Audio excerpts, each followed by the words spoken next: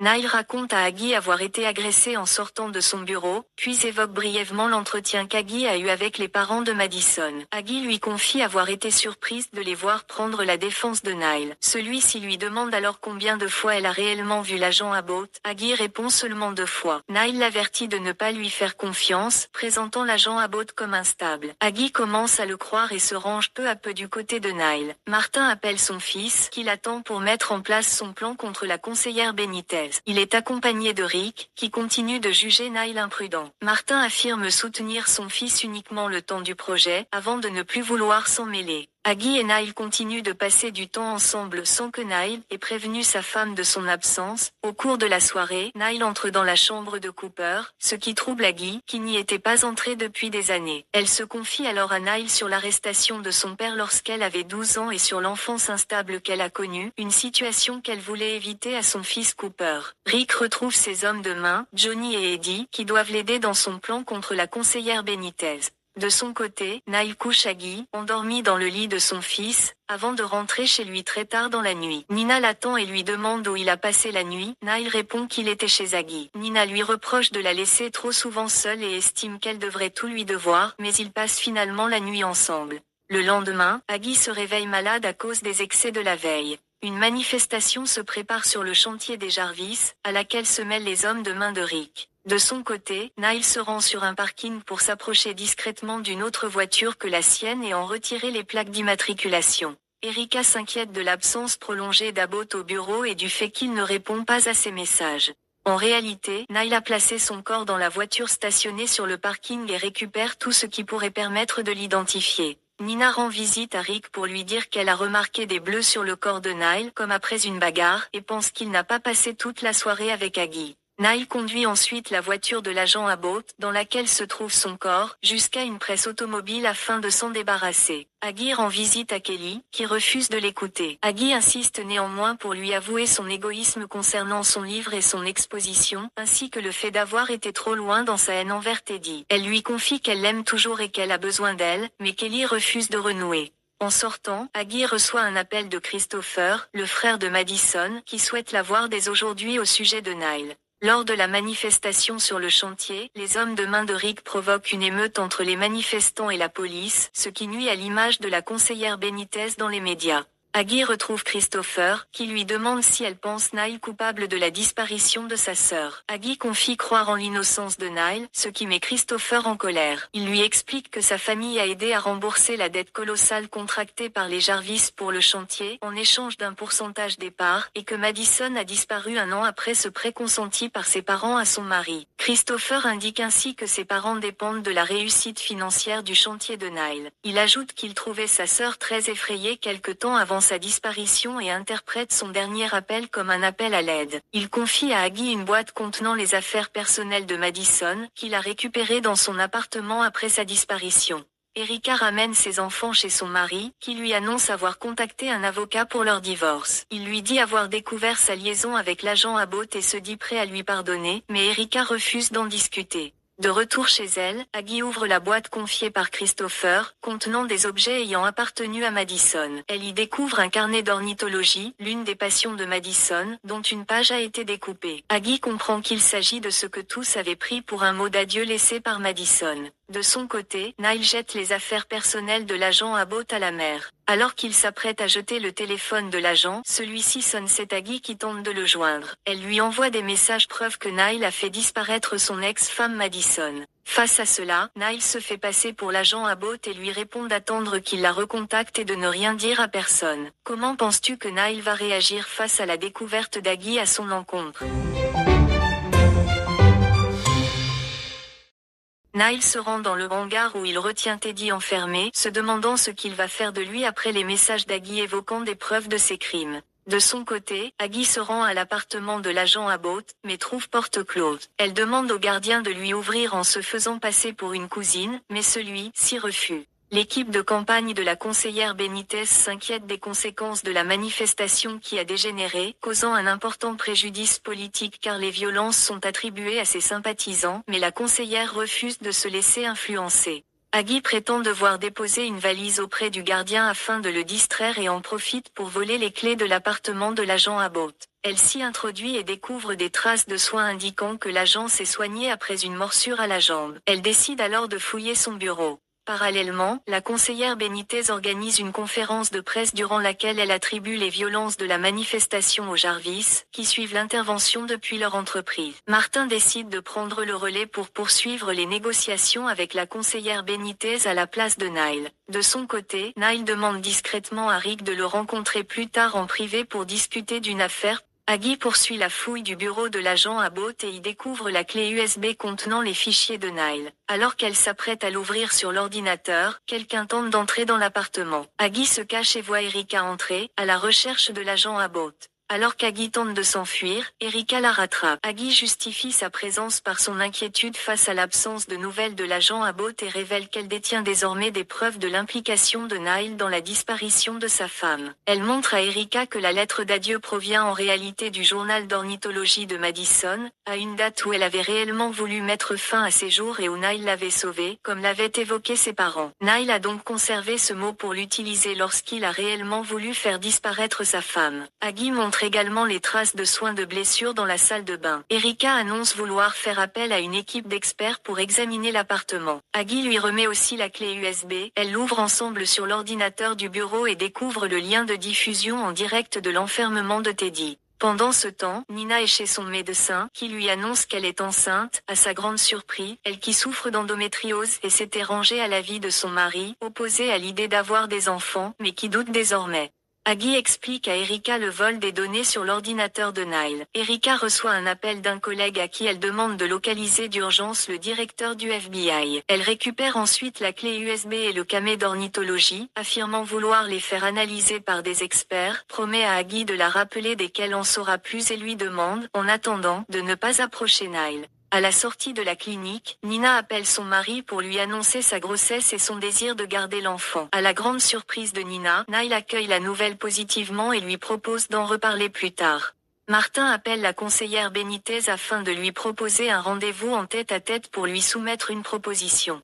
Erika téléphone ensuite à son mari pour lui demander d'emmener leurs enfants hors de la ville, lui confiant qu'elle doit avouer à ses supérieurs une faute commise lorsqu'ils traversaient des difficultés financières, ce qui aura de lourdes conséquences. Aggie se rend sur la tombe de son fils pour se recueillir. La conseillère Benitez se rend chez Martin, qui lui propose, comme Nile auparavant, de lui céder des terrains. Elle comprend alors que Martin est responsable de l'émeute lors de la manifestation, mais accepte finalement l'offre, son objectif ayant toujours été d'améliorer la vie de sa communauté. Carole, l'éditrice d'Aggie, l'appelle pour la féliciter pour les premières pages de son livre, qu'elle juge remarquable. À ce moment-là, Aggie aperçoit Nile devant chez elle et demande à Carole de la rappeler dans 5 minutes, précisant que si elle ne décroche pas, elle devra appeler la police. Nile explique à Aggie qu'il souhaite lui montrer le sentier forestier qu'elle a finalement accepté pour le voisinage. Aggie prétexte attendre l'appel de son éditrice pour refuser, mais Nile insiste et elle finit par accepter. Il lui parle de l'avancée de l'écriture du livre. Aggie répond qu'elle réfléchit toujours à la fin. Nile lui demande alors si elle le pense coupable. À cet instant, Carole rappelle comme prévu, ce qui permet à Aggie de s'éloigner. Des collègues d'Erika lui apprennent que toutes les équipes sont mobilisées pour une descente. Aggie rentre finalement chez elle et tente, sans succès, de joindre Erika. En arrivant chez elle, Nina aperçoit un cortège de police dans le voisinage. Aggie se rend dans son bureau et constate que des corrections ont été apportées à son manuscrit. Nile l'appelle alors et lui confirme qu'il l'a lu. Il lui explique qu'il ne la pensait pas capable de vouloir se venger à tout prix de Teddy, comme ce qu'il a découvert à l'étage, et qu'il a donc prévenu les autorités. Aggie ne comprend pas ses propos, monte à l'étage de sa maison et découvre le corps sans vie de Teddy, une mise en scène orchestrée par Nile pour la faire accuser. Comment penses-tu qu'Aggie peut démontrer son innocence?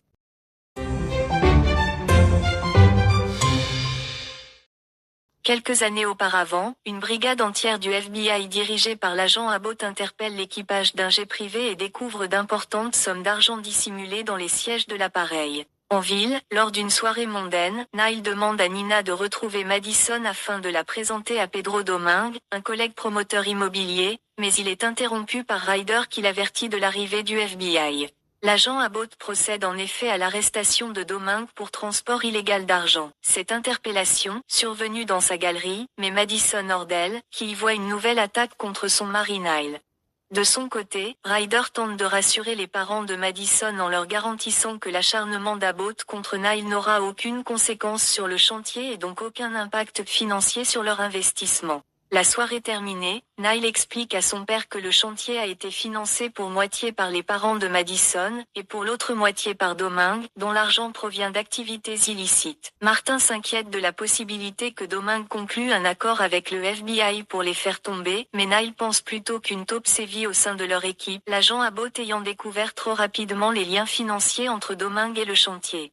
Pendant ce temps, Madison est toujours furieuse contre les attaques d'Abbott. Nina est appelée, mais elle demande à être rappelée plus tard. Arrivée chez les Jarvis, Madison surprend Nina en train de fouiller, mais celle-ci affirme chercher son traitement. Madison lui assure qu'elle le prend bien et lui offre la robe qu'elle lui avait prêtée pour la soirée. Martin reproche à Nile de s'être associé à un criminel et demande à Rick de trouver une taupe au sein du FBI proche d'Abbott.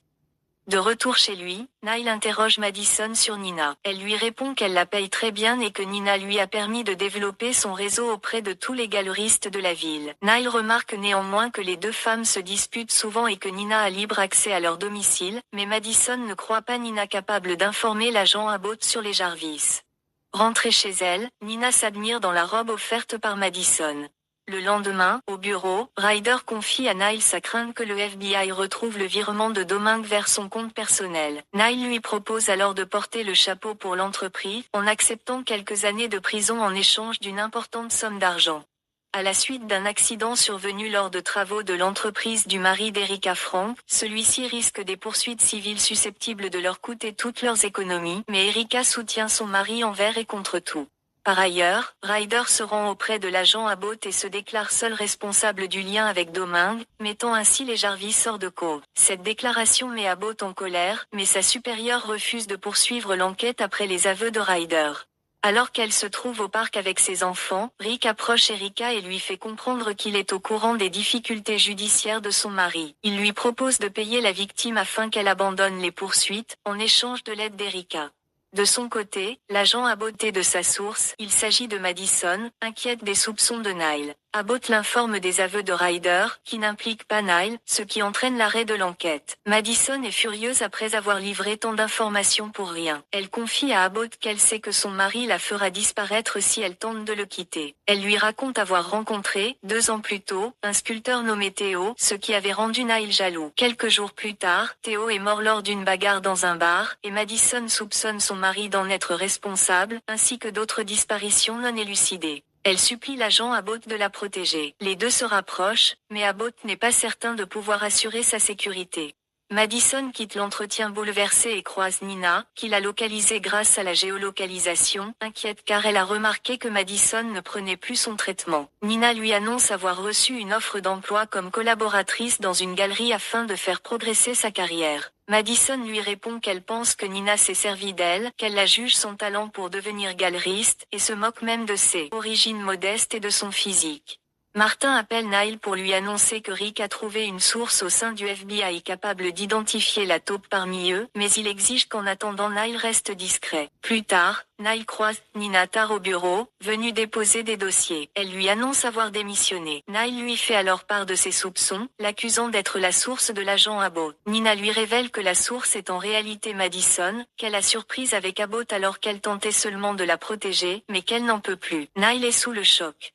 Madison se rend ensuite à sa galerie afin de récupérer de l'argent et son passeport dans son coffre. Nile la surprend et lui demande où elle était ce soir-là. Elle prétend avoir visité une galerie et confirme la démission de Nina, que Nile dit avoir croisée. Il reproche alors à Madison de vouloir le trahir après qu'il l'a sauvée lorsqu'elle avait tenté de mettre fin à ses jours quelques années plus tôt. Il lui assure l'aimer, mais Madison refuse de l'écouter et lui annonce vouloir partir, ne voyant plus en lui qu'un animal. Elle l'asperge de gaz lacrymogène et tente de fuir, mais Nile la rattrape et l'agresse mortellement. Bouleversé par son geste, Nile appelle immédiatement son père. Martin arrive à la galerie avec Rick et Martin reproche son acte à son fils, mais Rick les interrompt. Il conseille à Nile d'aller se doucher et de se débarrasser de ses vêtements, puis explique à Martin qu'ils ont 2 choix, couvrir Nile afin qu'il puisse continuer sa vie, ou le dénoncer à la police. Le lendemain, Nina se rend à la galerie, où toute trace du crime a disparu.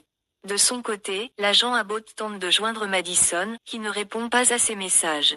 Au bureau, Erika l'aborde et tente de sympathiser avec lui. À la galerie, Nina, en rangeant son bureau, retrouve le mot d'adieu écrit par Madison. À la nuit tombée, Nile, aidé par Rick, se débarrasse des preuves de son crime dans un site d'enfouissement de déchets appartenant à l'entreprise familiale. La vérité sur Nile t'a-t-elle surpris, et jusqu'où ira le destin d'Aggie dans le final?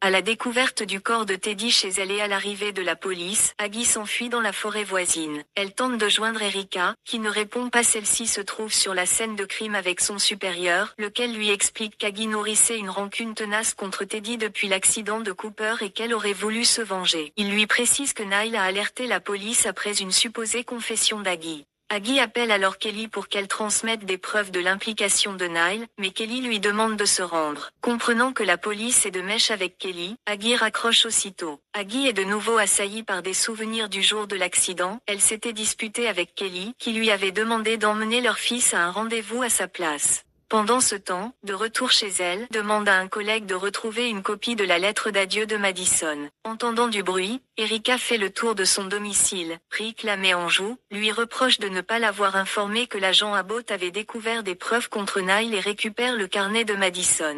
Erika lui demande ce qu'il est advenu de l'agent Abbott, mais Rick ne répond pas. Alors que Nile relit le livre d'Aggie, il reçoit un appel de Rick, qui lui confie s'être occupé d'Erika en menaçant ses enfants. Nina arrive et s'étonne de la forte présence policière dans le quartier. Rick rend ensuite visite à son frère Martin, qui se réjouit d'avoir trouvé un accord avec Benitez. Rick lui apprend alors que la voisine de Nile est suspectée d'un crime après un signalement de Nile. Martin comprend que Rick ment et que Nile est le véritable coupable. Bouleversé par la récidive de son fils, il est victime d'une nouvelle crise cardiaque. Nile explique à Nina qu'il a entendu du bruit chez Aggie et qu'il a appelé la police par précaution, ajoutant qu'Aggie a sans doute voulu le faire accuser. Sa belle-mère l'appelle ensuite pour l'informer que son père est hospitalisé. À l'hôpital, le médecin lui annonce que Martin a dû être plongé dans le coma en raison de la gravité de son état, ce qui met Rick hors de lui. De son côté, Aggie trouve refuge dans une serre, mais réalise que son téléphone est déchargé et s'éteint. Elle se remémore encore l'accident de Cooper. Au volant, elle répondait à une interview pour un grand journal évoquant la relation de son père, tandis que Cooper faisait une crise à l'arrière, ce qui l'avait profondément perturbé dans sa conduite. Le lendemain, réveillée par l'arrivée des employés de la serre, Aggie trouve un chargeur et appelle Erika. Soucieuse de protéger ses enfants après les menaces de Rick, Erika lui explique qu'elle ne peut pas l'aider. Aggie comprend alors que Nile fait pression sur elle et qu'elle n'a plus le carnet comme preuve. À l'hôpital, Nile annonce à Rick qu'il compte maintenir l'accord avec Benitez. Rick s'en désintéresse et reproche à Nile d'avoir toujours été un problème pour leur père, estimant que Martin l'a protégé à tort. Nina appelle ensuite son mari pour prendre des nouvelles de Martin. Elle propose de venir à l'hôpital plutôt que d'aller à la galerie, mais Nile l'encourage à s'y rendre. Aggie se trouve également à la galerie, où elle prévient la police de son intention de se rendre. Elle rejoint ensuite Nina dans son bureau pour lui révéler que Nile est responsable des disparitions de Teddy et Madison. Elle lui dit qu'elle doit écouter sa voix intérieure et cesser de se voiler la face à un mari qui ne la respecte pas et se croit intouchable. La police arrive alors et arrête Aggie. De retour chez eux, Nina est accueillie par Nile, qui lui demande ce qu'Aggie lui a dit. Nina se tait, mais face à son insistance, elle lui rapporte qu'Aggie affirme être innocente et accuse Nile d'être responsable des disparitions de Teddy et Madison. Nina rappelle que, la nuit de la disparition de Madison, celle-ci était totalement bouleversée, ce qui ne correspond pas à la lettre d'adieu pleine d'amour laissée. Elle ajoute qu'Aggie lui a précisé que ce mot datait de plusieurs années et demande enfin à Nile s'il est le véritable responsable de la disparition de Madison. Nina insiste pour qu'il avoue, et Nile finit par reconnaître avoir fait disparaître sa femme après sa trahison, ainsi que son implication dans la mort de Teddy. Il explique s'être livré parce que Nina est sa femme et la future mère de ses enfants. Le lendemain, lors de la conférence de presse commune de Nile et Benitez, des manifestations dénoncent la corruption de leur accord. Nile poursuit néanmoins l'annonce de la cession de terrain pour la construction de logements sociaux. Il rejoint Nina, venue l'écouter, mais elle le repousse et lui demande d'écouter l'audio qu'elle vient de lui envoyer. Nina a enregistré la confession de Nile et a alerté la police. Le FBI l'arrête sous les yeux d'Aggie, libéré grâce à Nina.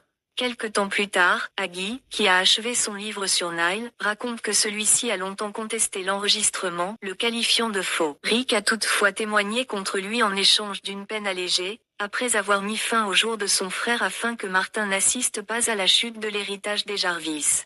Aggie est finalement la seule à rendre visite à Niall, condamné à la prison à vie sans possibilité de libération. Elle lui confie avoir vendu sa maison, puis lui propose de se confier à nouveau pour conclure son livre et d'enregistrer ses paroles. Cela lui rappelle Nina, qu'il continue de mépriser, la considérant comme une arriviste plutôt que comme une héroïne. Il demande ensuite à Aggie ce qu'elle a ressenti en découvrant Teddy chez elle. Elle avoue rester traumatisée, mais Niall est convaincu qu'elle lui ressemble et qu'ils se réjouissaient tous deux de la disparition de Teddy. Après cette entrevue, Niall est mortellement agressé en prison par des hommes de main de Rick, décidés à en finir avec son neveu. Lors d'une lecture publique de son livre, Aggie explique que le désir de vengeance qu'elle éprouvait après l'accident de Cooper a été utilisé par Niall pour nourrir sa haine contre Teddy, et qu'elle se sent ainsi complice de ce cycle de vengeance. Le lancement du livre est un succès, Kelly vient la féliciter avec sa nouvelle amie, la trouvant enfin apaisée. Nina a également lu l'ouvrage, elle s'occupe du fils qu'elle a eu avec Niall, dernier héritage de ce dernier. Alors, dis-moi, qu'as-tu pensé de cette série ?